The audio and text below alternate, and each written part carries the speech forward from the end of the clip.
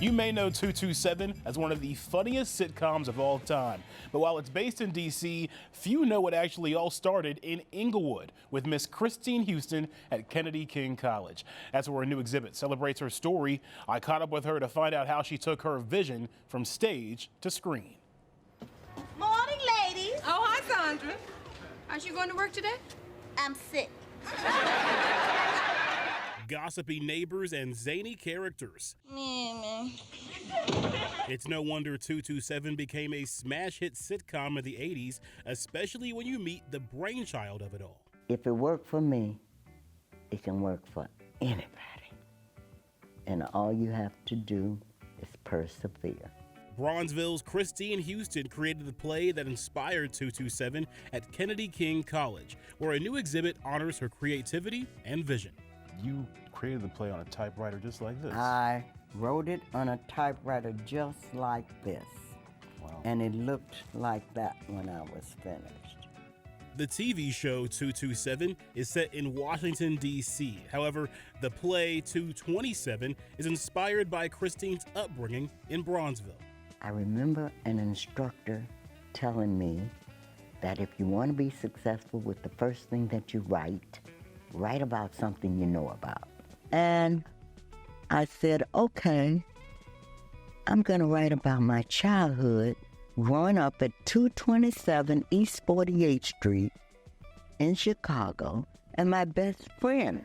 So I said, that might be interesting to let people know how friendship can develop in childhood and last through adult life. She had what she calls a secret dream of being an actress. However, those were put to the wayside as she joined the Air Force, got married, and started a family with 3 boys. When her boys were older, Christine wanted to teach them a lesson about the importance of education.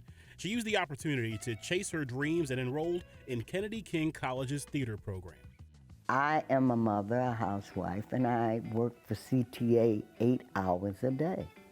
5 days a week. I said, and I can go back to school and take 15 units and still work my job and still be a mother and a wife and do my housework. She was soon encouraged by fellow students to write a play for a national competition. In 1977, 227 won first place. It was the first award of its kind for Kennedy King. Well, you said you had never done a play before, so... I had been in A Raisin in the Sun on the Kennedy King stage, and I had a script. I just copied the way I saw that script being written, and that's how I learned. From there, the accolades kept stacking up, including the Norman Lear Award in 1978, named after the visionary creator of hit shows like The Jeffersons and Good Times. It earned Christine an all-expenses-paid trip to Hollywood for a writer's workshop and helped her develop a bond with Lear that would plant the seed for a mega hit. I had a taste of it.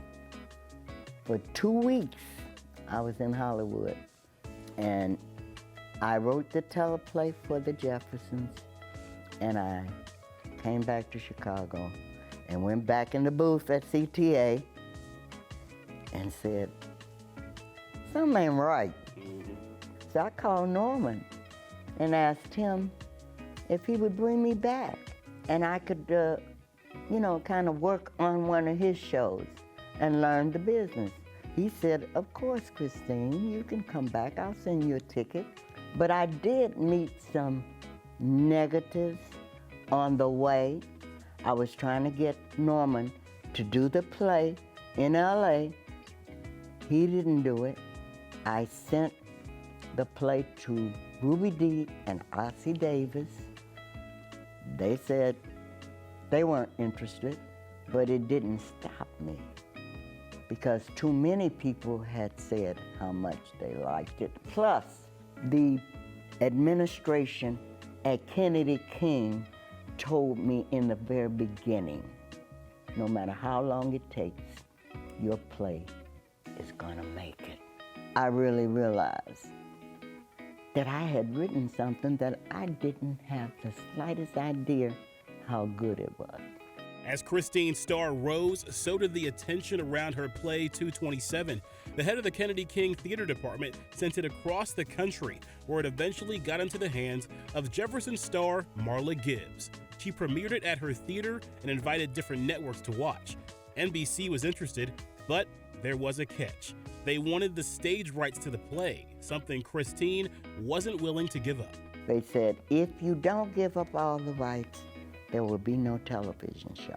So my attorney told me, if you want the rights to the stage play, don't talk to Marla. After 8 months went by, Christine feared any hope for a TV deal was dead. That is, until one day, I got the call, and people told me, your play is going to be a television show. I said, how do you know? It's in the Reporter. And right after, a friend called and told me, Marla called and said, we're going to do the play.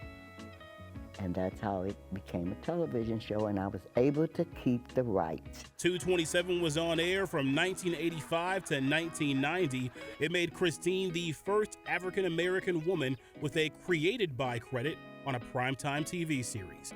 Now, Christine's cousin, actor and professor Ted Williams, is keeping her legacy alive with an exhibit at the college that powered her vision, with lots of behind-the-scenes photos from Christine's rise and a recreated set piece from the original play.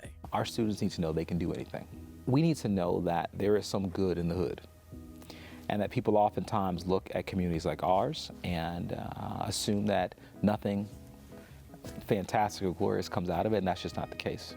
What's it mean for you to be able to walk through all this and see what they've built here? Unbelievable. Unbelievable. I feel honored. Yeah. I really do. And people who I know that I made them laugh and feel good. I always wanted to do something in theater so that when people laughed, they could discuss it when they left the theater. And they also could feel good and say, I had a good time.